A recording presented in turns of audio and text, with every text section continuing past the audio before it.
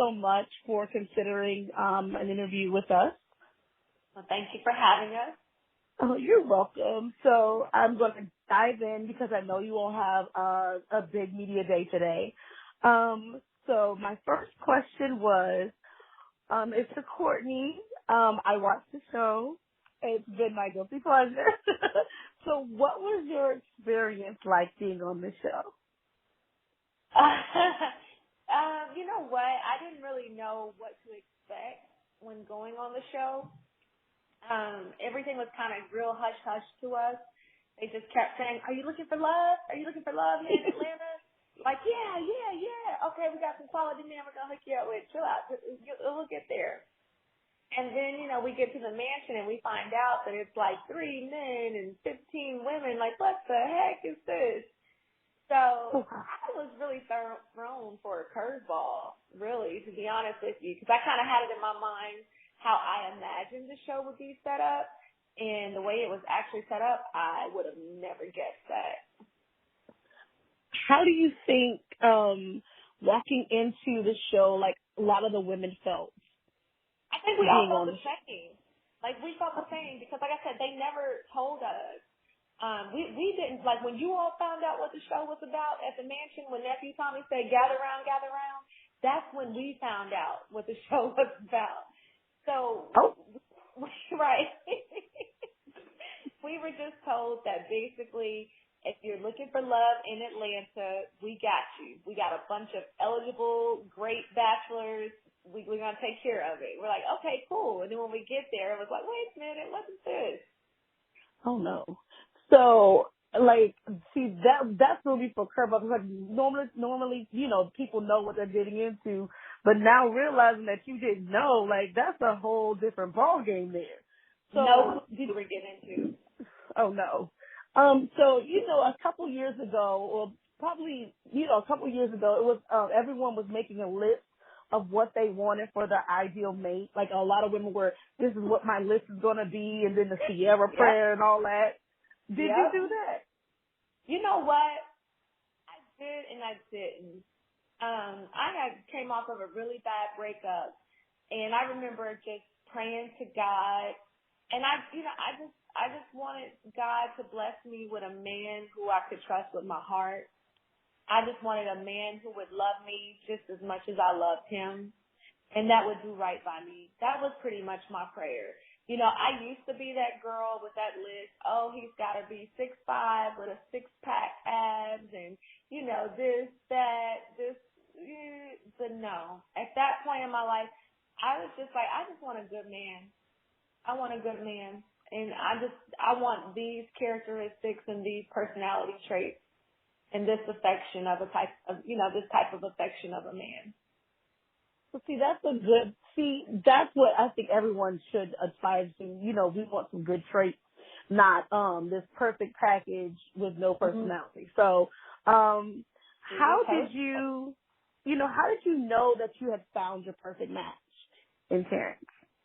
You know what? I met Terrance, and about 3 months after meeting him, it took us about February, March. So we took us about 2 months before we actually had our first date. And I remember telling my sister about him. And I told her, I said, I met this guy, and he's a really nice guy. He's the type of guy you marry. But at that time, I wasn't thinking about him being marriage material for me because he lived in Michigan and I lived in Atlanta. And I had already made up my mind to the fact that long-distance relationships don't work. And I didn't want a long-distance relationship. So I knew very early on that he was a high-caliber, high-quality kind of guy. I knew he was definitely marriage material early on. But I think it was a process of me realizing that he was my husband. That took a little bit longer. And see, it's that my husband. You said that with conviction, girl. You're like, that is my husband. Yes. I believe very excessive. See, that's what I'm saying. Like, everyone doesn't understand. Like, you hear the love and this is mine. You hear that in your voice, and that's such a beautiful thing. So how are you spending time during the quarantine right now? You know what? We live for our Walmart runs. He's been working a lot. I've started 2 new businesses. He's been working nonstop, and in between time, we get out. We go bike riding. We take walks. We take drives.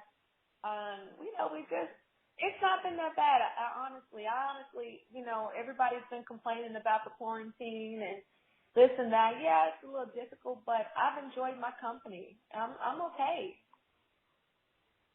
I'm glad about that. So, can you give me 5 great tips to keep a new love, like keep your love strong through this time? Like, what 5 things can people do to keep it, to keep it fresh, to keep it fun? Terrance, you're on here, so you can join in. You can join in. Yes. You got the whole list. There's like 5 things. Usually they be like 2 yes, 5. Because no, we can't do 2 or 3 because 5 things. Because sometimes you can't, from a woman's perspective, we'll give our 5. But Terrance, I need to get some stuff from you too, because some men need to understand, to have a voice too during this time as well, other than taking out the trash and stuff. Thank you. I'll start off with number 1, and I'll let him go into number 2. I think for me, number 1, being a newlywed, the biggest thing that I've learned is communication is key. And I'm so grateful and so blessed that my husband is a wonderful communicator. Like, he has no problem with telling me, Courtney, I don't like this. This made me feel like X, Y, and Z. Don't do this again because I'm not with it. But we really communicate with each other openly and honestly. Like, he can tell me, I don't like it when you do this and that, and I actually truly do not get offended by it. I'm like, okay, well, I hear what you're saying. I recognize that, and that's something that I will work on. So I think communication and listening to each other and really internalizing what the other person is saying with their concerns or their communication is so important. That's probably the number 1 thing for me. Sure. And I can communicate my feelings with him, and he's so level-headed and so rational that he's just like, okay, babe, I hear you, and I'm understanding what you're saying, and what you're saying is, and this is what I'll do in response to that. And this has been the most mature grown-up relationship I've ever had. We don't we really don't, because we communicate. Yeah. And what to jump on that, I would say to be able to pause and listen, because sometimes we can be so quick to shoot from the hip and not give a person a chance to explain or talk about what they're feeling. And you can assume, and assumptions turns into perceptions, and perception turns into your own internal mental way of thinking or environment, which can be just leads to destruction. So I learned early on to listen, be a good listener, and be able to understand what the other person needs, and try and meet them there. Because we all come from different, life experiences. So the way that I see things will be different from her. So just in my world, I've learned early on just to learn to listen and to make sure you understand before you speak. And what's the second thing you think? Transparency. Just being open. That's true. Yeah.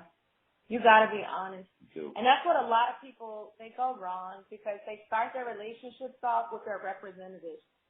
And then as time progresses, the real them starts to surface. And then their partner's like, hold up, who are you? Because this is not the person that I met, So I think it's important to be yourself from the jump. Like, that way your partner knows exactly who and what they're getting into, and they're not getting into this facade or this image or reflection of what you would like to be or what you're pretending to be. I think that's a really good one, baby. Transparency.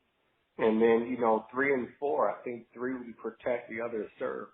You protect each other mentally. And you go right before you serve. I'm here to serve you, to be with you. Mm-hmm. And when you do that, it's a give and take. It's not just to give, because that can be exhausting. I would say that especially with learning someone, because when you're newlyweds, you could have been together for 3, 4, 5 years, but it's a different dynamic when you say I do, because that person is literally attached to you by the hip. So when you protect that person mentally, that goes a long way, because you trust, and trust is everything. Oh, trust. And I would say number 5 is don't be afraid. I know a lot of us, especially us Black women, have been through it over and over and over again in any kind of way you can imagine, just through it. And it's really hard for us to open up and trust and open up and fully love. And you can't do that with everybody. You really can't.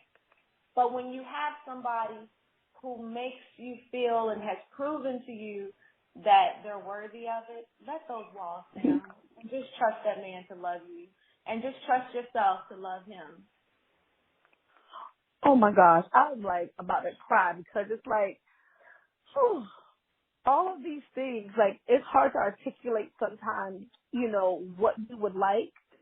But this is actually, this is the blueprint. Y'all actually literally gave a blueprint on how to love and understand each other. Even though times are very rough right now, y'all just dropped some major gems. My heart is so full right now, because I hear the love in y'all's voices, and I am just so in awe of you both. I'm a loss of words now. So tell me what you have coming up and what's next for you guys. Right now, we're still in our honeymoon phase. We won't be having our honeymoon anytime soon, thanks to coronavirus. But we're still merging our lives together. We have finally decided on a city to live in. We've decided on a neighborhood to buy or build our home in. We're just still piecing, we're 2 lives that have come together as one. And we're just trying to fusion everything together to make it work the best for us. That's where we are right now with things. Entertainment-wise, we do have something coming out next month. There will be an episode on a special network, but we can't talk about it just yet. But once we're given the date of when it will air, you will be the first to know. We'll let you know. Thank you. I would love that. I'm so thankful for you all for spending this time with me today. I love you guys, and you both are gold for a lot of people, and myself included. I just wish that people could hear, this is going to be an audio interview, so people are going to be able to hear the love that you both have in your voices, and it radiates. I can feel it. And I'm smiling so hard right now, because it's they love each other so much, and that everybody gets to experience that. So I thank you both for your time today, and I look forward to what's coming with you guys. And when we get out of this pandemic, photos from your honeymoon, because both of y'all are beautiful people. And I'm so happy for you all, and congratulations on everything. Thank you so much, and thank you for having us. Yes, we do appreciate it. You're so welcome. Y'all have a good day. All right, you too. Okay. Bye. Bye-bye.